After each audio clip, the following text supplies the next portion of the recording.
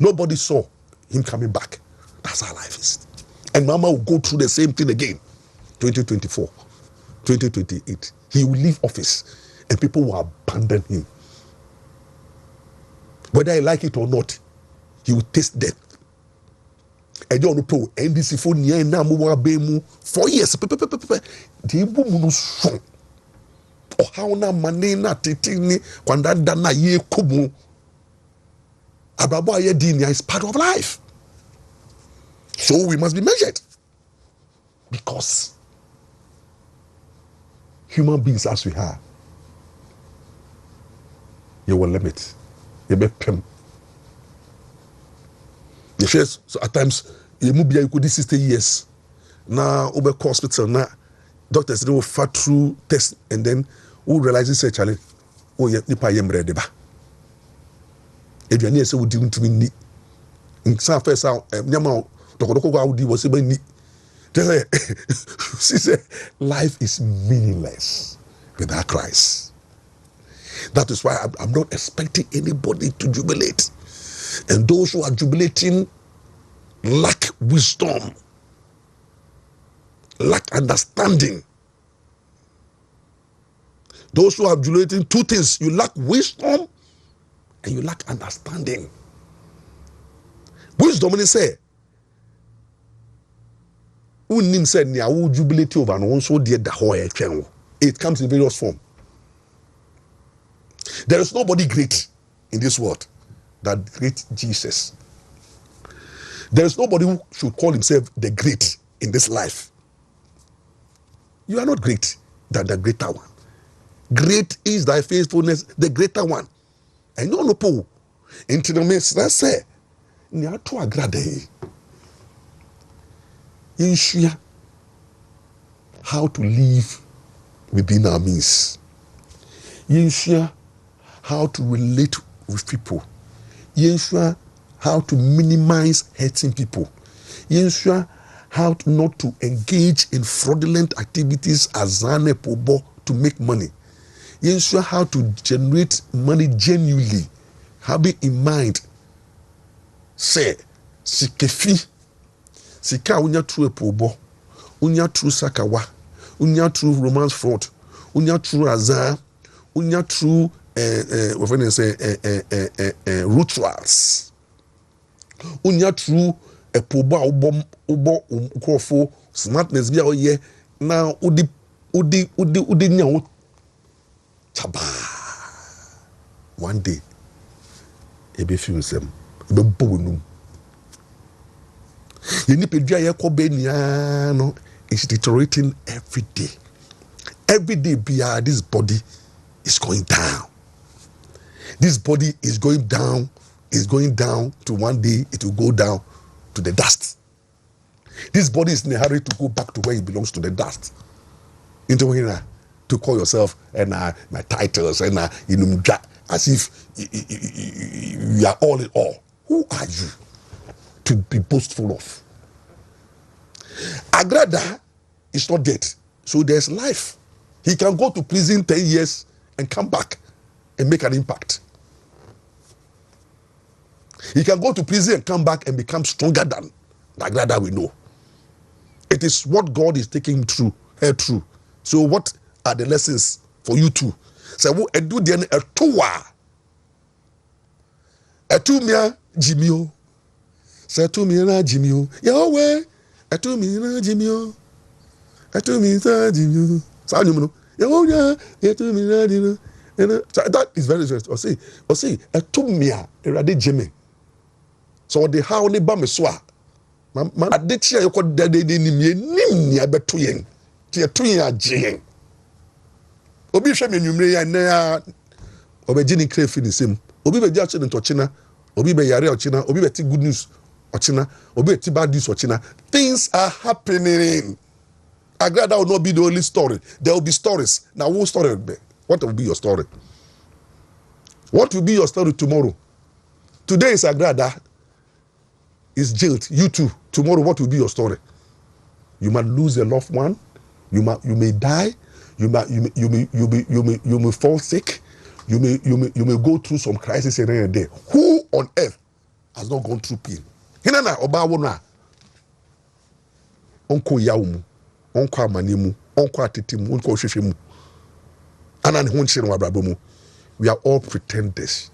Yenya chim. And ya says you need to as if Obia okay. We are all going through something. Obia go through something in life. Nobody is free. Nobody is free. Nobody is problem free. Nobody is pain free. Nobody will go through life and enjoyment. Oh, what? Pretenders. Inti mususu na ye mompai se ni agrada akobu no o survive ya then edebreye, because whether we like it or not, there's a window of opportunity for her to gain back a freedom. Even say yam obi amagina nyame obo so na sase bibi owo no ade no wo ho 10 years of us back. How many people can survive? So, my prayer to Agrada, maybe will be a nyame and cause on shenede. Maybe one price lawyers also take the necessary legal measures to see whether they can get release. Let the jubilation stop, and let everybody think about what is also going to go through. People are pretending as if they don't have problems. So, wow. As of only our problems. As of only be why yare or yare no. Omo and so we preach it. As of only yare papa who nemu. Ebi mo ne o. Abu sanfo tata mo nu omo ko gidi yom asore. As of only be omo yom who most powerful, most anointed, most gracious. Omo what? Omo bre. But when they meet their church members, they pretend as if everything is okay. Please, everything is not okay. Politicians, do you know what Mama is going through in life? Do you know what my President Mama I go through in life? From his own word, Mama said, "Bra lose this in 2016. No, Obi ejwade jano. Yes, say no. Do tell me say me say me clip no. Mama could just so dem no. On the yere to nyoma. Na already na sad say na osana Mama ni nya ko. We susa. I know the po. Ni amafu ko. Na mo judges na mo wo memu na mo fo say chief justice ho aba nti no mo de mo so mo boa mo ni yare mo wo issues mo sika sem ko yie mo nso mo Abrabo esiniti ase. The pain every judge is going through in this life, Tokunutu is a judge is going through the pain that lawyers are going through, the pain that everybody is going through. We are all pretenders. As if everything is okay. Everything is not okay. So let's learn to be measured. Let's restrain ourselves. And can be the meaning say, "Oh my, Ghana will we." Never you find any party obi ewu, obi yare, amania tobi. But another, adane jamboree. Obi asemba na ebi ano kekano bahat. But nyameni yeshweso. Tene wu timia. Bompa na ka agrada, bompa bomu. Nyameni ni fimu, Mmra ni fimu ni ano. On come back strong. Na wonso e. Etowa. You know the bejo. Ebi. And then sign yare. Because Abrabo ya bono. Ayare say ni moa. Bibia aboy. Intiro. Take over. Ba na fede. Mabetwa so. Ebi heba clinic na oti enka enne enwumre na ebi de bia meka sure so nya ti enka pe na wabo moden ya tenase wagu ahome asane se ya so eye na ba pie mo ho na ma wani yade na odi achi ache ohaw ne amane a wafamu wani nti na kire se untimi mpie nko ba bia no media no edru de abrɛw ɛho ayaresa na onsa eba bekan asan se ebi heba clinic de bia me catch se ubepie mo na so ya surgery nsem bi enimu operation nsem bi enimu sanso na ye ma hwɛ se fa so woni ne so ye ma wa hwehwɛ ni we bi asɛhye na emoma ye ndubena ne amba inkohini ni abena na yayam ne te se edusam na ye de ma na odi akwakofra aduane adi na eno na betimi akotre ni mu akoye mu adwuma eno na betimi akomoje ni mu akoye mu adwuma eno na bepepa intine ne so na afei apepa ni nechi na epie wa ni ne so na de ahoto sonko kra enso ede abrao enje se wutie me enne anwumere ya na me ka cho se tutumike na bepie mo ABA Herbal Clinic beje yen aduane ni bi me de bia me ka se food supplement esan se ye duro na mum na yayam ne te se dusam ene ye de ma na de akwakofra aduane adi na de ahoto ede abrao enti sisi ade waduane a obedi ene ABA Herbal Clinic yen dubna ne ama ayayam ne te se esam no na de ba be fra waduane adi na de ahoto sonko kra enso ede abrao ye numbers ni ne gina frɛ 0541 56 51 99 0541 56 51 99 and I say 050 281 2161 050 281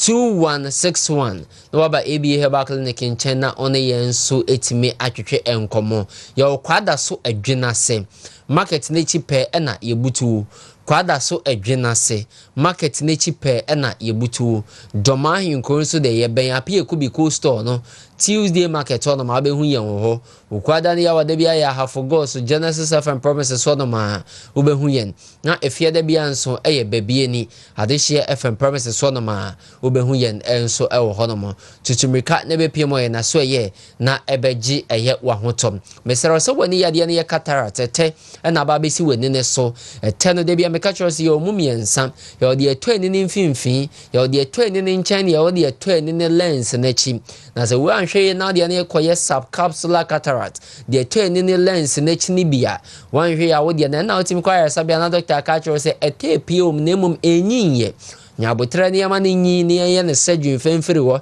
ne mo me ka choro se obibi e friend after cataract yi a esan be fifi e de aba anu nti na wo se onye duro betimi akotre ne mu na akotu ase e de efiri wo no mo na de ahoto sonko kra enso e de abrao bra me se ye ndro na powder wo de kwa akofra aduane na adi na de ahoto sonko e de abrao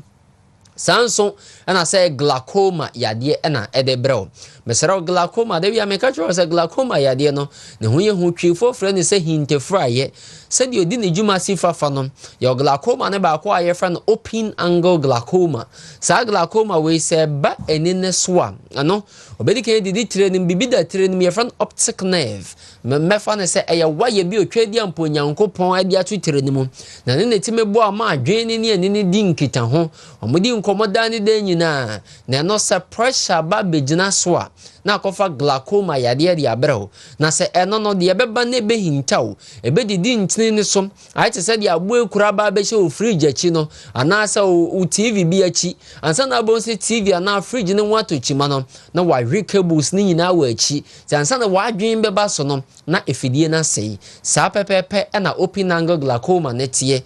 pressure ni begina ntini ne so a obedidi ntini ne so a yetre ne mu adwuma enti ansa na ebe pie o wani ne so no na afei ede eyetum ne na eba ede esum no na eba brabe pie mo ABA Herbal Clinic na yembo na yentu ase enso enfamam obi de ede ebo na aba begina ne so obi so de ne so aye ne wisi ne nyina ye ABA Herbal Clinic na make am for the amount say glasses na o hye ahwehwene wa na o hye ABA Herbal Clinic na o de beba numbers ne ne agina firm 0541 56 51 99 0541 56 51 99 and I say 050 281 2161 050 281 2161 na waba be pm ABA Herbal Clinic na ne ye enso atwetwe enkomo sanso na wako hospital doctor ma wahwehwe niwa eno na wo hye na timebu ama hotimi hu ade wo de anante ache yie papa mesera otutu meka be pm ABA sanse wo beyi ade ato enye no nko bi a wahye ahwehwe niwa ache bi ani masem a meken ubonsa na wani ase ahanom na mo hwe TV ne mahu bebi amede mensa akire yi ubonsa ahase ese enho na ahase ese epeja inflammation of the cornea the yade friend keratitis at the bebero chichimbeka ne be pmo ABA Herbal Clinic na yentu ase enso mfama de bia meka kire ma ne samo amosha eyelash awodo eyelashes awodo mone no ntetewe no aha no obekona kwabra ne di super glue ne yade soso no no ubonsa woni ne nchen be ase ese peja yade friend blepharitis at the ho ba bejimu wanhwe ya woni de be kokko at the eye pain bebero ebema history of eye injury anase eye pain uwo ma wani ne ye ya na ateko eyo ya na ateko bibiye wani ana de kotwan ba ne so abepiem ABA Herbal Clinic na yentu ase enso enfama se de ye wo clinic awdo nyina sa ne ye wo oba eye clinic soronko kura oba yen card 50 Ghana cedis 50 Ghana cedis senka hiska 500,000 aha 50 Ghana cedis ojia wako hu doctor you if the screening body na free ebe hwe oni padwam yade bi ewo ma ye be hu ye de ehu aduro be kan e ma nso wonya ahoto sanso na hyɛ nso fama me sɛ yade a yenye pharmacy ana yenye drugstore enti yemfa yendro ni nye delivery dabi tie me ajude onipa na yade ne hana no waba be piemu ABA ni yehu ye be diagnose yade no ye wi a ye de ehu aduro aka no e ma ne tutu e de afiri mu software so by so ba be boa nipa enu nti o se bra na charge bi ade be ma bia won kwai se be chemu miensa wan kasa chemu miensa tuemu baako na afei agi aduro ni bi fa ko hu se de aduro na ho ade ntia amfo na kyera ne nto aso enti aduro na nkasa na sign de obeba na afei ubabo sampa ABA Herbal dance die nku a na de ba be piem e wo ye na so ye enti sa de ne refractive errors ade we kyera hu ade ben wa hu se ye o ye presbyopic o ye myopic ni nyina ye ABA Herbal Clinic na de beba na ye tu ase enso e the amount numbers ni ni 0541 56 5199 0541 56 5199 and I said 050 281 2161 050 281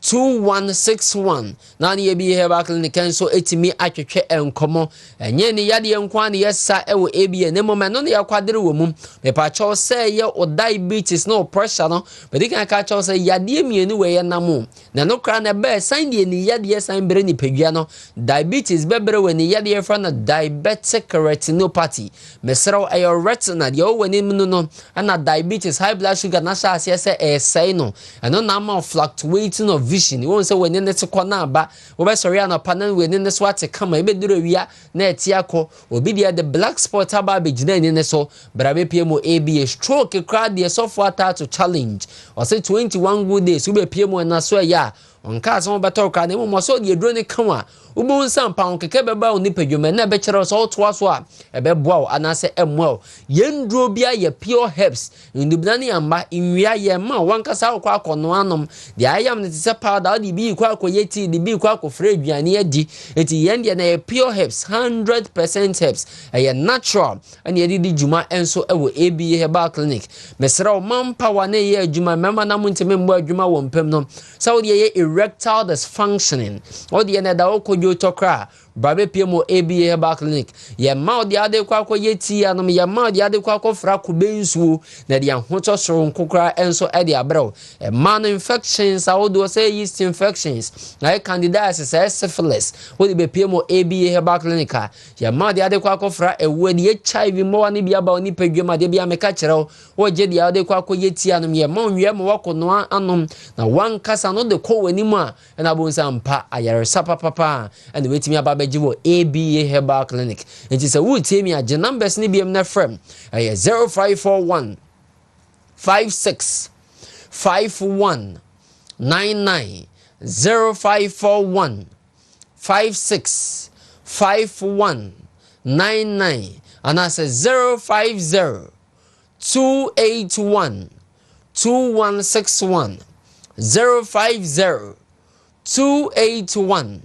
2161 na waba be pia mesi okwada so adwenase market na chipe na yebutu asante mantem ye kwada so adwenase market na chipe na yebutu adwenase market no aha wo de bizo bia so pesofo ata sofo no se ni yade no obianso edo baba sanso na domayunko nso de ye ben apie kubi coastal no domayunko apie kubi coastal Tuesday market no mo ohonom na abehu ye na afei yade ukwada ne ya wade bianso ya half God so Genesis FM promises on man efiada bia e bebia ni Adeshia FM promises on man eno so obehu yen e wono mo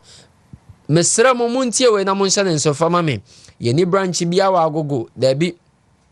ye ni branch bia wo sehwe branches aye wono ena mabobọ so de akyerew enti se branches amebobọ so yi so obi afro free bia bi ka chen so software tawakotu bo obi oba bi so software ta mesrew numbers no fra ne confirm unya numbers na eniem 0541 56 51 99 0541 56 51 99 and that's 050 281 2161 050 281 2161 say emano enidane na ehao mesro say menstrual pains and ehao menstrual disorders say the otwadi ampo nyankopon sifa boy so ba bunsa no wo de na nane nkwose de alpano moja ne masa de alpana ebi heba clinic and American for enso ediamount sanso na challenge so fama me so de ne prostate cancer we piemo ebi yebetu ase enso ediamount na mema no de bia meka so sphincter muscle and urinary muscle ne nemu ayemre se meka sphincter muscle na urinary muscle otwadi ampo nyankopon the padlock to baby nipa honama kwa ne baby te sa otu kwan padlock dawo obeme mu padlock dawo mo ebisa se padlock ben so won se dwonso de wo cha won se bibi na esi dwonso ne kwan ana na ite se se aha ite ai na won te se padlock no and your friend the urinary muscle na se sphincter muscle no ye wo anal muscle na wo otu kwan no anu nti sa muscle no se mu ye Mmra ana na dwonso na e ba wo hu no na afei akofa eye prostate yade enso de abrao brabe piemo ABA Herbal Clinic na yentu ase enso enfama ya ma de ade kwakwa yeti anom yendubinani amba na yayam ne te se du sam na yede ma na de kwakwa yeti enso anom na de ahoto sonko ade abrao enfo nche utirim se ode ne huhum yade enfo nche utirim se ode ne de yato ade ama ABA de ese onye tu anamo ni bepiemo na so ye pe o yade na de echinya chenyina no ye tu ase enso ede amount enti bra enwumere ya wotimi nkene wa ba bepie mu obi ni yakwakoye no operation yakwakoye no surgery ene nde ni na shaase se edum anase ya ye baako ompese ye be ye baako bra ABA Herbal Clinic ene na bibi de ma ye friend lens na bo amountimi hu ade se lens ne nhye ye ne nko ade eni da so wo se wo san be hu ade biem se glaucoma e cataract e di amabbo nyina no obi wo no ma ne de ye ma me no mo ye gya ho adwuma wusia wodo nam ne so ye fa bibi dry eye syndrome insu ododo we wo se agina ne so no afei awode ye free so wa shaase se oposa ne no ne na shaase se eye kokom ye bibi wo ani ni ma ye fa ne conjunctiva or how ba wo benya ye de ye fa ne conjunctivitis and ye fa ne the pink eye okoko ne ni bebre papa ye tubon sase we dia ne asa ne kokko yi dia asa different kra mesro yade brabe piemo ABA Herbal Clinic ne ye ma de ade kwa akofra aduane adi na no so de ahoto ade abrao ye fra bibi blunt eye trauma sameka blunt eye trauma ati said the eye to say obi de nsabo wene so bo obi abo wene so accident bi ne wenya ye fra na blunt eye trauma ana na sa wan hwe ye na se sa ha no fa mu bia de kotwaba beto ene ne so ye fra bibi macular parker na de kotwaba begina ene ne so eno na se glaucoma wo wani mu de da na akofa ye secondary glaucoma angle recession glaucoma e de abrao no enti sa kotwa ne de half fro esan bebre ni no eye ABA Herbal Clinic na make am for enso de amount titumika ne be piemo ye na so ye na be je dia ade kwa akofra aduane adi aduane na he aduane mu omro ti se okoko na wonom no rice water Tom Brown oats no unkwan na obenom no ano na wode fra na afa wedi esan se enu na betimi akom eye mogemu yade enti na akora bi wo no ma ne papa wani yade ne maami wani yade ye be wo akora ne wanya ni yade genetic family history enti wo se wo ebusie ni mu wo papa moje ni mu enti ono nso betimi anya bi enti na de bia meka cho se eni yade ye mogemu yade enti se wenye edure be komoje ni mu wenye edure betimi afro akopepa tere nu apepa ntene ne so a wodi weni yade ne bechiya na emom na unya ho ayaresam enka ne de bia meka kyerɛw se eyade a ntweso de ya yetaye ye mama no enka ntete kane na shade wom na ye omo pepa mu na no se mu ye fi a ye pepa mu ne ye pepa nkyɛn saa na enene tie enti uhia de be kotere nim na koye mu adwuma je number se ne frame 0541 56 5199 0541 56 5199 and I say 050 281 2161 050 281 2161 and I say 053 1780 651 053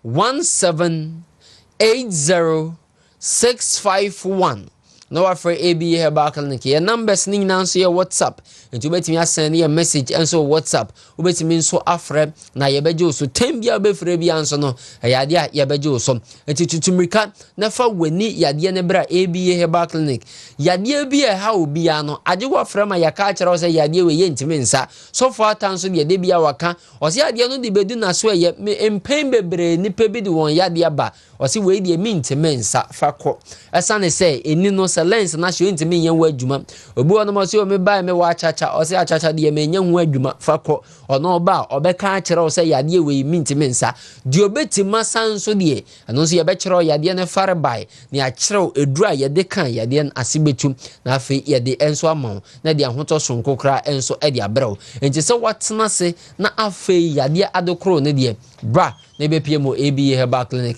na yentu ase enso forma numbers ni ne general 0541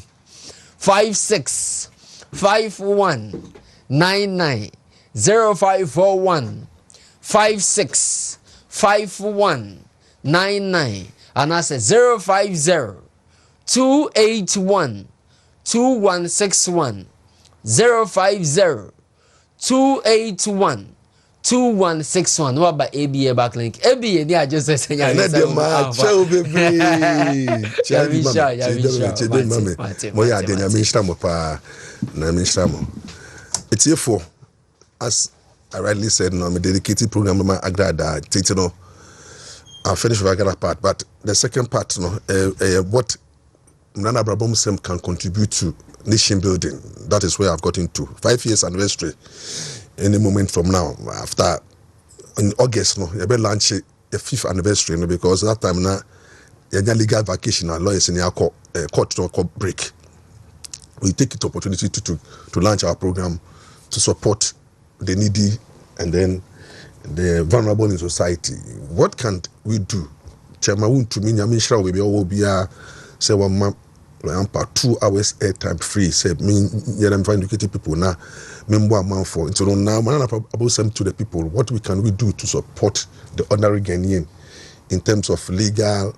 advocacy outreach programs. That is exactly what I'm going to rule because the cost of legal education and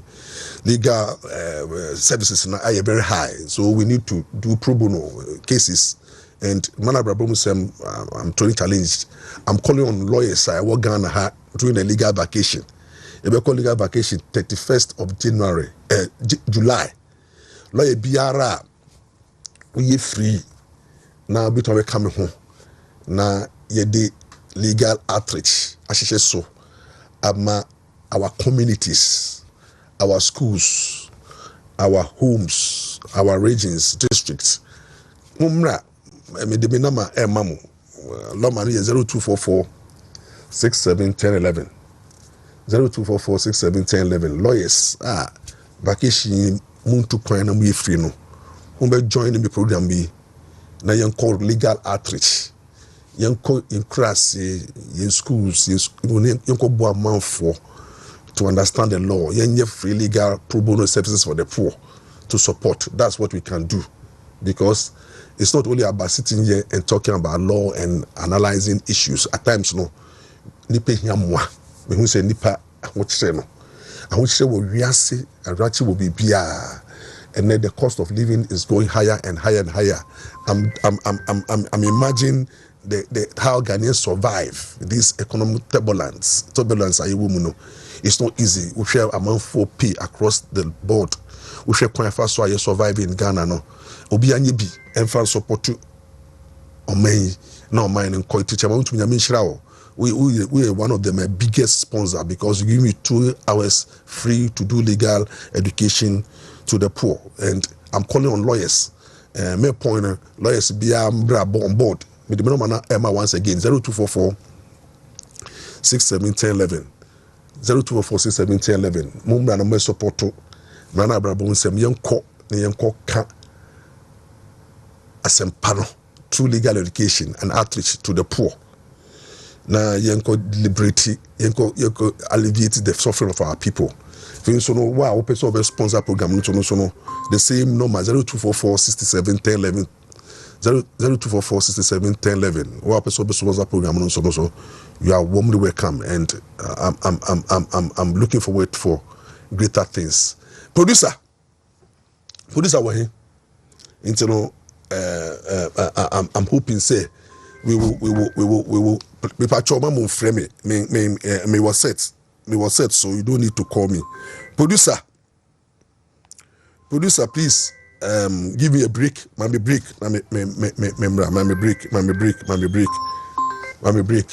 Me don't man me that too. Me no akwa baby.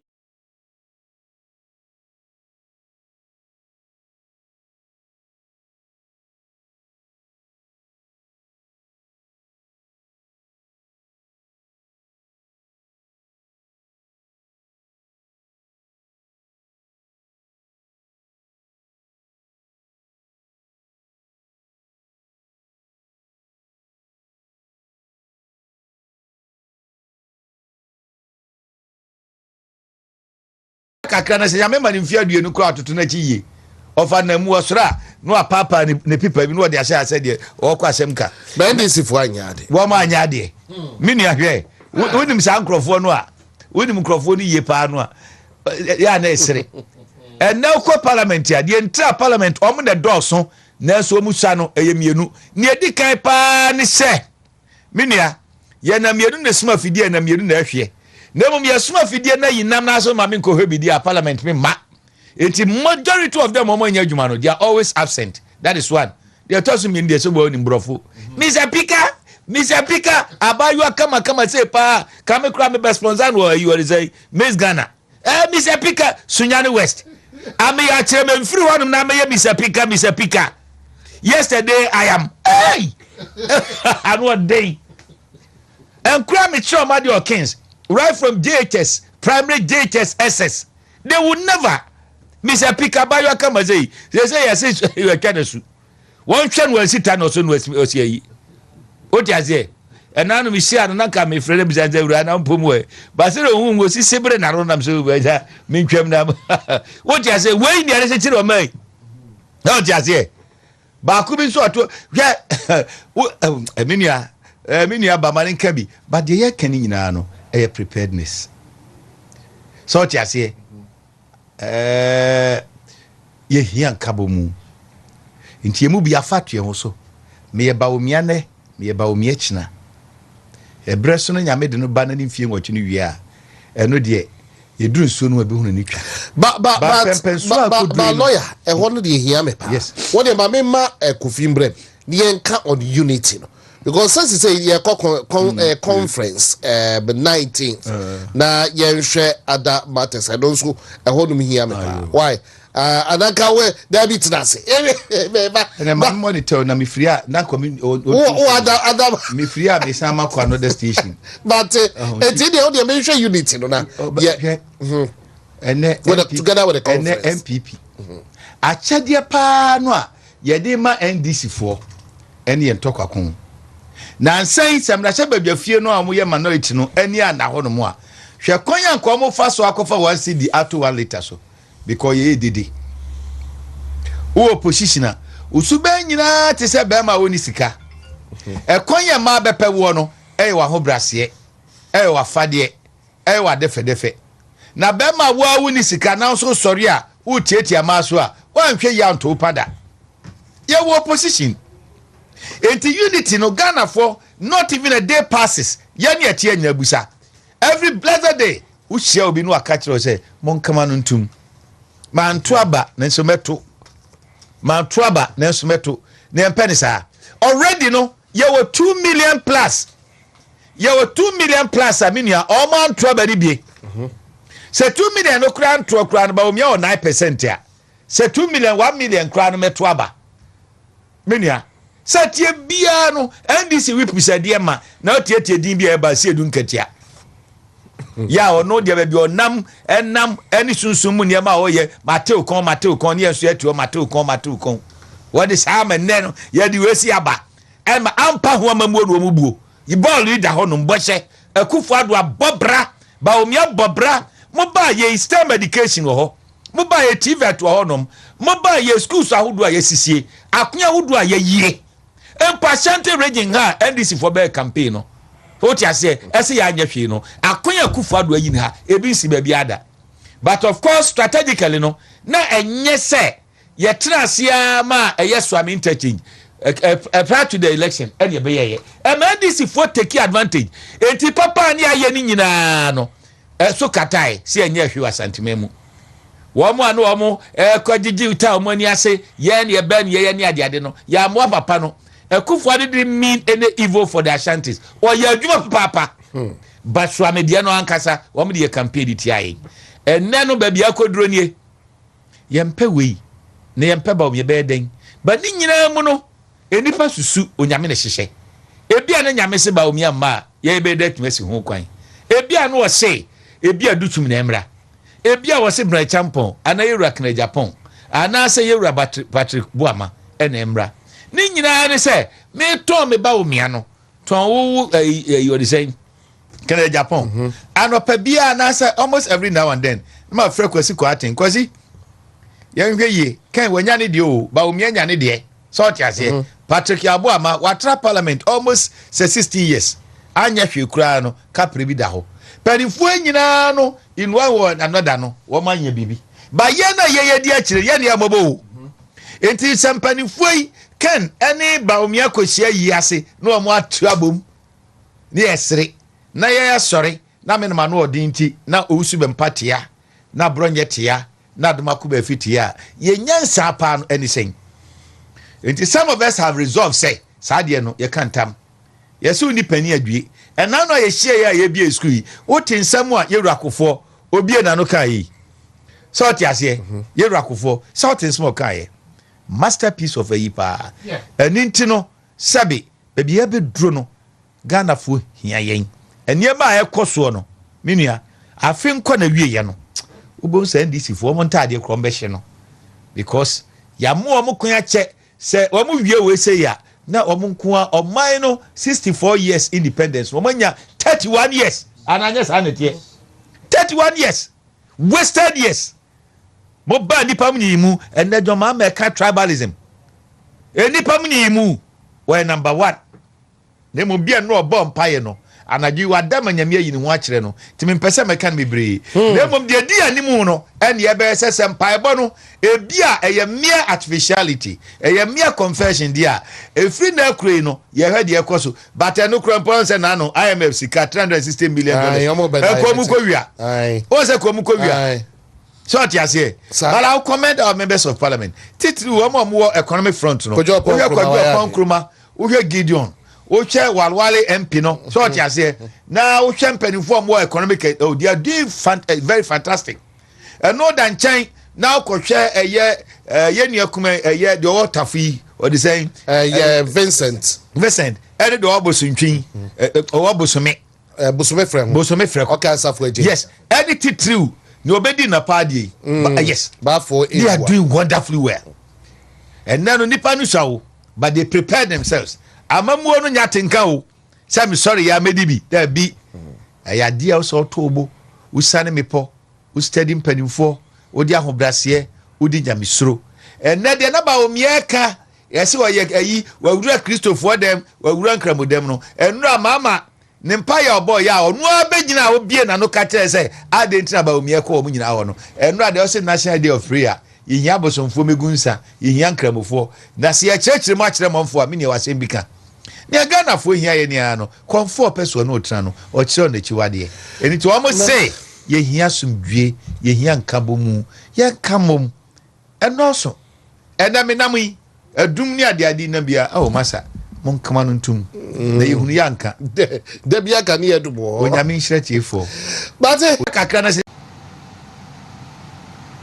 player who you know say Ghana man ya omo wo ho ya na say players akosi o man kind am on any teams away on foreign lands players say o man kind whichever length of definition elite player o pe bia Thomas Partey so as I say your interest on na couple oh your stories you know me ya na catch me say Thomas asem no crowd no me in cabinet okay but who say apart from say ya be plan say be kasa no you have one or two people bia ya no mutimi ma message say per say it is a work bi na the person me can say Thomas de yakopon ye na dom pa ba bia na career no ba be duru no say won fie say 32 or 32 31 32 anasa Thomas ewo ho ma yakopon na dom say afei na nsem we say no bi aba betoto no and we pray say asem no kwakoto ba bi no obefrim but say kapo me am ye be ma meti hayi me history no ho popo na ye ti no ye bonyum e share anniversary na pre anniversary we no and I'll be very interactive with my viewers. Ghana for Moshe program is 5 years so far so good. The plus, the negatives. I'm for the opportunity to also speak their mind and say whatever they want to say to this program. It has not been easy to hold this program for 5 years. Thank God for life and grace. Thank God for WONTUMI, the opportunity given me to serve the people of Ghana. Thank God also for the life of my listeners, those who support me spiritually and physically and financially. God richly bless you. It has not been easy to hold the fort for 5 years, creating content and making that impact. So far, so good. I believe, say, program no. I want a plus and a negative, but we are improving upon our negatives and praying that God will give us more plus. You know. And I think, say, going forward, we will restructure the program in such a way, say, we'll bring more content and more structured into the program. And I believe, say, Ghanaians will enjoy the program. But as I really see, tonight is Agrada. Medicated program, the man calling on everybody to pray for her, wishing everybody God grace and protection for our life, because life is too short to jubilate over the predicament of another. We must hold one another in prayers and ensure that we bear one another. We pray for those who are sick and mourn with those who are mourning, not to jubilate. And, you know, my prayer is that this nation soberly think about what is happening. It is not easy being alive. The struggles we go through, the pain, the challenges, economically, financially, socially, religiously, every Libya people are going through life and challenges, but it takes the grace of God to see us through. Into Abrabo Nsem, bedo bibiase, nyame nhyira mo, onya mo kese. Munko so anhwe program, munko hwe support program yi. Wo apese support program no. Your number no 0244 67 10 11. In every way. Or person support to program 0244 67 10 11. Person support your anniversary stream celebration so 0244 67 10 11. The same way we pray we bon pie say modern pie boba taichi na mama programming so ankodim me so say na me be madam na program to meet team your program be e dey akọ Ghana ni ano na me be hwe so na regions I be call district I be call sorry I be call any marketplace I be call your legal outreach so no obo ade no be my the resources and the personnel lawyers should come on board to support this great projects. I mean, in 5 years, enough of sitting here and talking about legal issues. At times, you need to get to the people and impact them positively. We share ukuyokrasia. Mrani be brinye juma woho. Obi ukuyokrasia no bi ewu. Na family ni ndia moye. Ne ya pambo kuna for na ya change apadie. People have issues. The law is only limited to the people in Accra and the regions, in the capital. But in the rural areas, the law is not known. And we pray that we make sure that this law get closer to the people. Intino, me koswa in the mood of celebrating. Intino, mamenyom na yampa celebrating fantrem when say amegache. Inti producer mamenyom as we celebrate. Kakana se yameba ni mfia bienu kwa atutu na chiyi. Ofa na mu osra no apapa ne pipa bi no de ase de okwa asemka. Player who you know say Ghana man ya omo wo ho ya na say players akosi o ma kan dia ma am on any teams away on foreign lands players is o ma kan whichever length of definition elite player o pe bia Thomas Partey. So as I say your interest on na couple your stories you know me ya na catch me say Thomas asem no crowd no me in cabinet. Okay. But who say apart from say I be plan say be kasa no you have one or two people bia ya no mutimi ma message say per say it is a work bi na the person me can say Thomas de Yakopon ye na dompa ba bia na career no ba bedru no say won fie say 32 or 32 31 32 anasa Thomas ewo ho ma Yakopon na dom say afei na Nsem we say no bi aba betoto no and we pray say asem no kwakoto ba bi no obefrim but say kapo me am ye be ma mete hey me I would never subscribe to the idea say oh yire wo ba ene na ye bibi ne sa ne man say no krese nye no kre hodie I don't subscribe to that. Yeah I don't subscribe to that. Adia mama koma anya at peace pie the variety of women I na wa bonten Yakopon de ye tumi amaye. Okay. Say betumi apɛ for at any time bia anytime bia limitation bia ni ba bia couple. Good. Okay so o betumi asese wa dwena betumi asese. So ya na me pesa freedom no. That notwithstanding me gitum say me ma you a lot of weakness and fa ho say Yakopon de ye tumi ni ye power amaye no. Your weaknesses be breto bia e ba ye ho ekokyere ye. Couple ankomo ye di me komi kromo na no e bo ma nia no mo ka kire me say oh maami asumasi ni kunu akwa no obi ada akwa de 12 years na de no yesa obi a o manyinyini na akwa yesa omo kana nam say oh it's a rose twaso na sem to be ma ya na o ka say oh ko chi akwa nwunu no akwa fefiase a na chesa won tibra na se sabi obi a wawo ba ne mani bi cheme ewa ni mu bebre ade ne be hye no so be mo ne 12-year-old girl akwakoye bibi but imprempremu akono bone hye wo so a kapo etimi yi wunyansa eto abonten impremprem akono momentary last uhu ye no wa nwini bibia bio apart from kwan ya be fa so abenya o satisfaction sa momentary last no kapo sa ejrewa ne Yakopon anyi wadoma mo antimi anyi ho afiri makapo sebe fa cheme bodamfo kra on ne be bibi. Okay. It's Thomas Nsem no ye mema eti ha die ebi kra na ye wo die ho a enya nto ye some of this issue no once Thomas ye Mmra na eto no 2021 2022 eba how many year ben you 2025 but I feel I'm not sorry about. Now I don't want people to relate this to issue of racism. Nay, when you patuntum or boss and we the contract you and na man for so montias you know. say adena na first that was na ne de omanka na afi na as a free ho na why free agent na omo person mo di bibisa but as na fon so abichim achim say case na e ongoing case na e nti no kwa ka ho binti na omo ye ma say legal proceedings na mu wadodo eno ka ho binti na omo ntimi ne na nto aso me was na for na hobby a top performer a top player asem we won home from 2021 eba you know say or your top player as soon okasa okwa asem no so bebre sa na e ko impact on the performance and the rest of the squad and omami omano ma the contract na ba wie they knew it say beba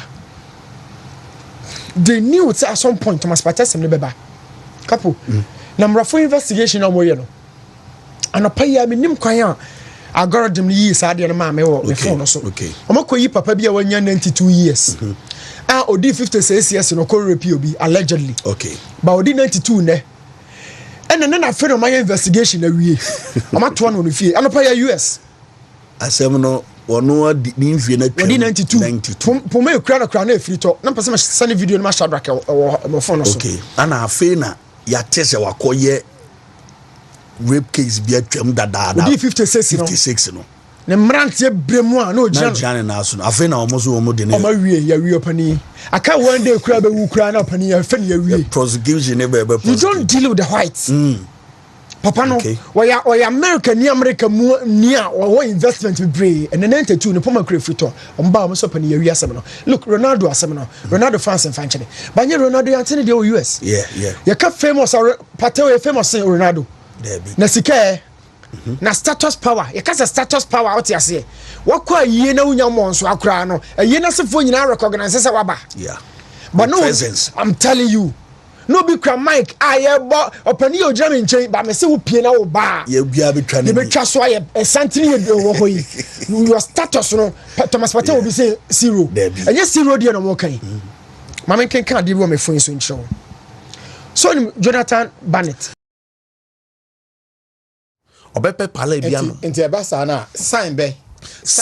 na nipa behu se sign obehu se moja na kotrim no oxygen ni esua no eni se etire ni muntini bi hya se wu ehya se ewu a uti for betwa se edwa ogaga ewu mu a ope pala bi no na jai obi o ko betwa te se ni tipa no but oda na se aye okay ewu mu a na aside de ababim eno symptoms ebo nkai stroke per se nyam ena afen so e the pressure be gu akoma no so enti wo se wakoma na nkasa wo check pressure na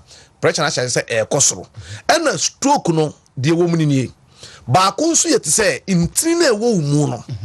a moja fam ko adwene ni mu no santin no se ekoase a eno no eye stroke but enu your friend say intini kwase a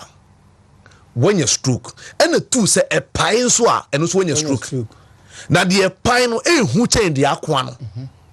say de akwa ne de akwa obeti de akwa ne de akwa no enu na obi won motumi mo waduro na nipa na sole but wo sole a enam say eternity tissues ni be wood da no ebti yare ni be kokodi one side ye wade bi woni petrima ye kano cerebral shell sa cerebral shell no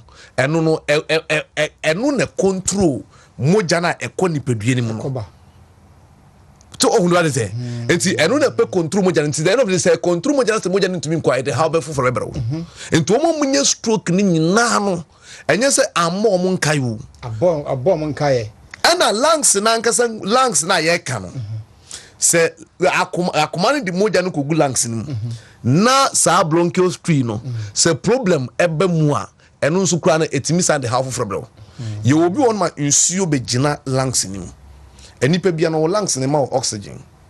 e de oxygen gu moja ni enti se nsuo begina mu a doc we diketie pa no krepa we diketie pa o ma ehunu e ma bi to me no o ma me hunu e ma bi enye wanka wonya minim se lungs no se nsuo begina lungs ma ye fe ne empyoma ne se nti nipa no odi obehunu se we nya empyoma no wona antika krebia na ohomia oti se ohomia no horo bi um ekosoro homia no obi no oti noise wona homia mu horo ena obi no da na joa obi abete ne nkasa akwa ne hwiankron sometimes bi on ma enye training mu na kuro but bi on ma e lungs nim and obi on na nteka kreba auto say abre home no enye soft that moment home no soft no e lungs ni na di problem ni ba and as a bronchial stream no say no na mfa oxygen na mfa ngumogen ma amama nkitu bi kochoku ho enu to me di asthma blow sama man choku bronchial stream wa e kan asthma entu yare ye kan stroke no say chinipa et say the edu akoto prison untumi na no untumi nyo hwe cells ni ti intini ni wu onne ho enti say intini ni wu e de how bebri neba enti Dr. Magashi de nyese wo ba na na yakukura dura ma upon say yare ne esunsum de ye hu no ye san ye nimdifo a ye won fidie wo ba ye de wo fa fidie ni mu e check ni pedua no e hwe se wo ni pedua no oxygen na wo mogya no eso ana se modwebia mogya na wo se etimi kɔ no etimi kɔ ana ana se ni pedua na nkasa mu no body na nkasa sen na body ni sitie ahoto be ne wom enti e ma wadura tinto tan enti o ma ye ho nsan kase makɔ Dr. Magashi wo me ho hwe anyeye because yenim se before so beto na maka se oba no sika na wo de ba no menua obere ansa na wonya enti wontumi emma ye ho ma ye ma waduro na ye nyu sika abra yare ne bekoso atena wo ebefuru akọ ena mema ne bi nso wo no ma e wo so muhu ebi ni se wo ho no ma enam se akoma na ekontrol moja akọ ni pedua mu nyina no na moja ne nam ntini mu no se ntini pressure bema eno na de sa ha wo ne ba se onto obi ono ne cholesterol na e wo soro cholesterol soro no so to me the pressure ede eba ena obi wo ho nto at the same thing enye pressure nko a wo be ma sem best at eye mre because akoma no eno kura na eche moja ndi aba wo be mem nti akoma ne pompi moja na se moja na e wo se ba wo be mem no ansa wo be ma na ye ma ne mo aye den no se moja ne ntimi nko ya ma wo be mem ye mre nti se nipa ko obenye stroke a sometimes wo be ma kura bo wonkai to bon se wo me ma ye ko fom ena wo mo a refi wo mo so stroke bi anso ne wo se obi nye stroke a eye adwene nim ena moja short nti adwene na moja short wo mu no enu no e wo se ye mo waduru ma sa adwene nim ye adwuma nti obi ono nti na obi obenye stroke bi an instant wo stroke ni ba untumi nkasa wo techema be dududu itimi se moja short wo techema nim ono so achia sanity nti wo ma obi ono ma obekọ na ya ma na duro na ya sa stroke no nti ni be kwanka ebe tene kakra se etene kakra bebi amoja bekọ na be adwuma bebi amoja nkọ na adwuma nti obi otumi nya stroke wi na ni ba akọ no na ni we no ase de prunsu ase kata obi tumi nya stroke wi na no still wa sole o but na no one side ina etim eno no eye cells na ewo training no brain cells no e wo se e masa nipa na duru na sa tissues ni nyina work na moja ye muma because enam say intini na wa adwene mu no wo mu no so wonte se nipa ense wo modua no mu di ye moja na oxygen ense moja no se short kakre bi wo mu wu ntem intino bebre won ma refie ba wo so obi on stroke be sa say chiwa obedu akọ se me ko dem akọ fade obedu dem na refie ade ko di ade no so kra eda ho pa onso won kai Nyankopon de ade bi tu ni petrima e ka ne memory the more na moja tumi ko eko timi ye na tumi sane etumi ko eno na ma o kaka ade enti obi won ma obi a wo yare no e typhoid enti typhoid do pe do on pe de etu ase onu me do na typhoid na blase I say edua wo twa so won tu ase e wo mu na typhoid na se kenya no ho obi won so ne de malaria onu so gidi se malaria na ha me enti onu me do na malaria na blase e wo mu na malaria na side asaba nti say nipa no no waja tum say yare we mini nanante ena de ehu sa wo mune obi a owo sugar sa omo diabetes nyina no diabetes e glucose glucose no se bi na nkenye esichire wu but eye nuane a wadi no ena nipa no diabetes no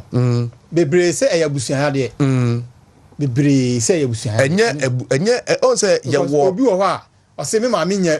anya bi but ne ma me nya bi no ogui ono so anya be mpana ono so anya bi ye wo obi wo ho no ma abusua wo mu a ye wo ne ba no sa abusua ne sa yare no e wo mu e na on say because of say eye esichire e wo mogem e glucose e wo mogem no e wo se hu sa akoma no control moja ko ba bia be ko bi enti bia o maame onyinsen wo no na o maame da diabetes edro so enti wo da diabetes edro so automatically likely say won so betwenya bi nti eno no be ye gestational e be ye awon to aso ade but ye wo bi onom a ye oba bi okra na onyinsen a ene no sugar kosoro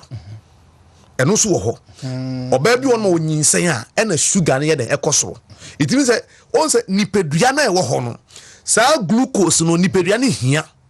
nti maame no metwasi ya se maame no wa yade ni bi na wonyem a utimi nya bi onyem a obetimi onyem no so woda na duro so ana maame no so moja no so na wo so de be for me enti se moja na de be for me no se no no eno no se yale wo mu a se wo so nya bi ebi HIV so obi HIV patient sometimes we tell maame na do na say a shut emu an down so be ya emu an ntimi nya honden by automatically that be odi agobenya bi yeah because moja wo hoimudu enti moja ya ade ye mfa ndi ago ena nipa bia moja so na ye okra according to Leviticus chapter 17 the verse 14 o se ni honam nyina ne kra de ni moja na ne kra enti se moja ne se diabetes ni ba moja ni mu a e wo se hu se sa diabetes na wo moja mu no akoma ne be che diabetes moja akọ honam ba bia enti diabetes moja ne ba wani nkoso so tumi makro be da wani so baby asa diabetes moja mbe ko bia ne yare ni bitumi ko ho ana glucose na ewo moja ma kan diabetes no etumi moja ne ye thick na moja ne ma yududu enti ntin na ewo mu no ntin ni bi won ma esusa pa ntin di esusa no se glucose na moja ne ye thick a afi na akwa ne pompe entumi ko ho enti no so the pressure be da akoma no so enti obi obenya diabetes bia no automatically easy so betumi enya pressure be ka ho enti mo diabetes mo na pressure be ka ho to on the right say enti yade agwei diabetes and pressure no e di stroke nam ana stroke na ma che o say etire na nkasa no ye wo ye chetre no mienu a ye wo left hemisphere and yes our right hemisphere so left hemisphere ni right hemisphere no wo mu nyina na akoma ne beche moja abawo na ase kra na wo che moja no koma sa left hemisphere no and right hemisphere no and I use cerebral cell no wo hemisphere na ase e ka ho eto wo mu na e control moja abawo onsa we mu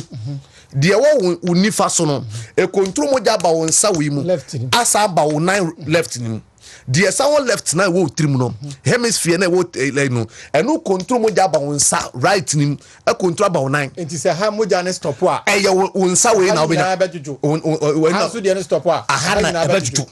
enti omo yetumi omo ye mo duru a omo timi so na yere na kodi one side no nipa na omo stroke edu na wo se ohwe nim ansa no hu se training ntini ben de wen na ntumi nya djuma no mo waduru enti se wa hwe training na se wo hwe honam na se honam no kra ya djuma eno no be sole yare ne e ba akodi one side enti bebe na anya stroke na yare na akodi omo one side nya djuma nti obi ono se ne nine no obetwe ofom no otwe se nipa na nye se de oma waduru nya nye se oni aduru but problem na ba and bibia problem sha stefie na ye to ase fi ho won to ase when to ase mfi ho watwa so enti how na da so ho and obi o ye stroke patient bia na se obi to asa stroke na na so odi kama ne pressure kofom de wo mu no de wo stroke patient bia o diabetes a so ma sugar no so kofom sa ya de mienu we no se wantumi amma na nko na wo ye wadwen se wo se stroke na wo be sa wie nipa na be sa babium enti obi tumi nya stroke wo be sa e woman asamba eno ne ya na dodo na aka se doctor we onya de ebi kure hu o se obi ono omutumi sa alright o otumi sore na nto alright otumi ko ba bia but symptoms na make say onante kakra no abre ne pressure na asie ntui afen so bo se wo na ne tifa pan no afen so bo se wo na 93 no sa symptoms ni aso oni pani mu but wa fa normal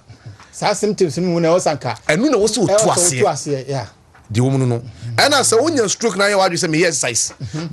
wo exercise nko na se wa ma santini mu so me exercise no so nya adwuma nti wona se gise oba o ye no kwa gise ye ma waduru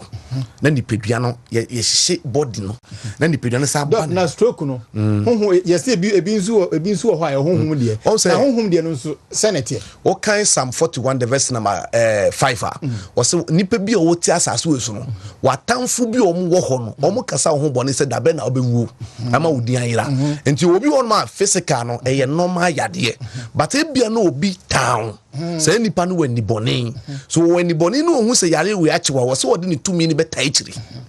nti eno sa no eti eno no say nipa no oba Dr. Magashiwa eno ntire ye wa haban bi ho o say ahaban ye fe no enchene ngo no dodo ne frɛ ne adeden frɛ no konkroma saa konkroma no ɛyɛ konkronfo ma yɛde yɛ ade ma ɔmo yɛ kronkronfo enti ahaban no yɛwɔ ahaban be wɔn ma betu aka fra ɔpɛni sɛ me de ka wo sɛ dwi so obi kura do wo kɔ aduro so nipa no bɛwu na wote hɔ onse nima ye nim no enne mankofo bi won mo hye bra sesa obi won mo obenu no ho se oba asase we so baby oba ya onu no ho se oba wiase no obi se denti no onu ho se oba wiase a one ebie na se nipa na abayifo agene yiedie ontumi nkonje into abeye hieni abla Deuteronomy 15 verse 4 say obi beye Kristo ne nu nkwase ehunu se oye hieni into osankafo be kan say mahunfum so bi owia we ase ya asase so say ade hye ne namfom te se nkoa na nkoa ne se aponko so na abayifo mmom kredi ye chen wo ma Kristofo nim na ye nim because se waja onyankopon na se waja ye otumfo de hye bia ne ba bia ntumi meka se obesesa de and se onyankopon wo ye nyame ba enu nkwase ye hu ohia ye wo mu asam ni nyane o enti ye nim into mehye wo nkran se heaven na bekọ kodi abra heaven ho na ye kono wo se Luke chapter 17 verse 20 no wo se suafo ni bisa Yesu Kristo say hey owura da ben na nyankopon ahini ni beba ene wo se na ahini ni man se de boni nkosotua so obi ga se wa ha na se wa ha ye tro nyankopon ahini no mumu nete enti se nyankopon ahini tie mu na ye bresia na de wom nie se wo pese wo hu se nyame tumi ye djuma prewapo mu ni ansa atemu da ne yebu na nkrankra wo yare a obi betu ahye wo nkran but wo nkran na Philippines enipa se wo da sisia na se bi o kata we na wan sole bi na wo de funda kama woni obi na be kwa na eye wo nkwa enti nipedua na wo ho no opani se wo yare na wo kosa ho yare na obi ka cho se yare we de normal emfa enjintum onu no be se wo nkran but onu no yare o Dominican se wo kosa ho yare akwasa asofo no bebre obetu aka cho say yemfa yem paibo o hie ska o say o moma yem mpai ma no but say so fu hie ska o say yem afode ma o yale so be hospital but wo de oba o say GDNT GDS aye enti so anye very careful no mo adwanya adwuma fasa asase we no obeba bebre baby oba ya bebre no obi ba ye be ye nti wo say we very ma adwene ni nya adwuma ha nyankopon ko fa yale fo fa nya adwuma hu esuafo ofa omunya no de yale sanyina ma omo e no de humoni na so tumi ma omo itimi se yare bi won man kofo ba kofisi na humoni she akiri tinye yale bi na ye normal obi beto akọ jedo be du fie no ma se it is stroke no wo sa no physical ni spiritual enya stroke nko a obi timi to HIV di mo obi spiritual obesom dan na abo pane obekọ na ewu ya kasa nkomo na de na mum obi te radio ka fa number no to join hepatitis B nso sa omo timi de manipa number ni 0547 04 43 07 0547 04 43 07 fa number no Dr. Magashi okumase mazima akru yesa wa akra kaswa prison junction takrade ya pawan Kejebri government school techima nso ye henso brigade ena Kofodua nso ye highways we see highways wa o de bi so obi esa ko Dr. Magashi wo Bogos so ye Bogos so power line baby a baby na e be hwe ma ho ene ato na arewo sem ewom ni me say de bia me kama asem say wo ye nipa ne wanye very careful no am we ni anda ho a opani wo ya de ebe ma wa hu se de sititena bonsam gem baby awo ba ye ya yare tata wa wanu hu na ususu se nyankopon de wa beto ha oni amanim no ahakura na obi ba ya odi yiye ma na bibia ko yi enti wo bisa se wo nyankopon meka se dabi ma men consider nipa wo kodi hia na dabi o ka se mo hwehwem na mo ehumi bom ye bebiu obi sa ye de ma wo enti edi enti na wo no ba wiase no wamisa ya opani ye woni ma bre wono ma ho abai form no omo kune hunhun form no omo kuno wo mo hihye ha no spiritual wo mo de mamu physical na sai mu dachi enti wo de mamu physical be mo abre yale e ka ne twere e twere sei pani metimi amma waduro bi instant wo twere nipa ko de ma ne ko no direct yewo yare bi wono ma ye mo waduro na yare ne ko eni e wo bi wono ma wo se ye de ma nipa no so kare back to sender di onu no kuram no ɛyɛ adwuma sɛ ɛda yesu ɛda ka bi hwɛ saa yesu kristo ka sɛ obi da no wasom a ɔbɔ wasom baako a dane baako ma no ne wɔn nte aseɛ na yɛ bɛ ɛyɛ bɛ because nipa bi bɔ wasom physical na sɛ nipa bi sisi wɔ honam mu a nyankopɔn na asɛbi wo gyini di nte nipa no sisi no nyankopɔn ne yɛ honhom ni nti wɔ se yɛ honhom ade tie nipa no nti honam mu sisi wɔ physical spiritual ne yɛ break you down as just simple nti ya no mo fa ne sɛ normal sɛ obi abɔ wasom baako no ada ne baako ma nti saa nyɛ sa ne tie da bi obi bɔ wasom baako yɛbɛda na asama ma honhom ne nyankopɔn so ma yɛnim deɛ tie de yɛ ade na ade ne nyaw nti ɔdu baabi ka ɔka sɛ mo atamfo mo pɛ sɛ mobɛdi wɔn so hen no momfa mo mmra me nkyɛn na mebɛku mo m'anim ana ɔka saa na kyɛ sɛ dɔk metuase a honhom nneɛma ade bi a bɛsi physical ɛsi honhom ansa nti honhom nneɛma no dɔɔso ɛdɔɔso kyɛn physical because honhom no sɛ woyɛ yie a ɛna honam tumi yɛ yie na sɛ honhom no yɛde wohyɛ prison a honam mu wobɛbrɛ woyɛ bibia nyina mo sɛ obi bia woyɛ bia na asɛe saa ɛnti kɔmɔdurɔ no ma yɛareɛ no ɔmotɔ no honhom na de ma wɔ mo ɛnti sɛ ɔmokɔ meeting na ɔmo sɛ daabi akwawe yɛgyaa no a sika ba ne nsɛm nti sɛ wɔpɛ sika wɔ nyini nti yɛnku ne bɛma sɛ bɛ asomdwe ma ɔne ne yere ntam because okay 1 Corinthians 7 the verse 5 wɔ sɛ ɛma momfa mo ho nkame mo ho gye sɛ momienu pɛ no sɛ mobɛtena ho berɛ kakra na moatumi ho asi wama mpaebɔ na afei mo asɛ hyɛ mu biom na ɔbo nsɛm amfa mo ho na mmerɛ so amfa mo nkɔgu fi ase tie nti sɛ wo ne ɔbaa kora tena sɛ wobɛma anya adwuma a automatically wohyɛ spiritual prison nti obi a ne bɛma anya adwuma no ɔhyɛ spiritual prison ɛno na Deuteronomy chapter 23 verse 1 bɛka sɛ wɔse deɛ ɔmfata sɛ wobɛ Nyankopɔn bɛdwuma yɛ deɛ apɛkyɛ no hwewa nti atemu da no yɛka na ɔhwim da no so ɔbaa ne bɛma da kɛtɛ baako so Nyankopɔn bɛfa baako gya baako nti deɛ ne bɛma anya adwuma no na hwewa apɛkyɛ no Nyankopɔn bɛfa ɔbaa no akɔ heaven na bɛma no aka wona wo sɛ wabɔ kronkron abrabɔ sɛ ɔbɛka na ɔbɛma anya ɔnkɔ bi asɛm no nyina no nti sɛ wowɔ wiase na sɛ sɛbi ɛnneɛma ɛwɔ ɛyɛ honhom sɛm ne physical aspect no sɛ monim sɛ dɛ mobɛsiti ɛhu sɛ mo atamfo ɔmo ne mo ko no ɔmo yɛ nkurɔfoɔ ɔmo yɛ sunsum wiem tumfo a na wɔfa nneɛma nɔma physical mobɛwu mo nneɛma nyina bɛyɛ basa mo hyɛbrɛ nyina bɛsesa mo bɛba wiase nnumu sɛ mo baeɛ baabi baabi a mo nnumu sɛ mo baeɛ no yɛwɔ nkɔfo bi wɔn ma basa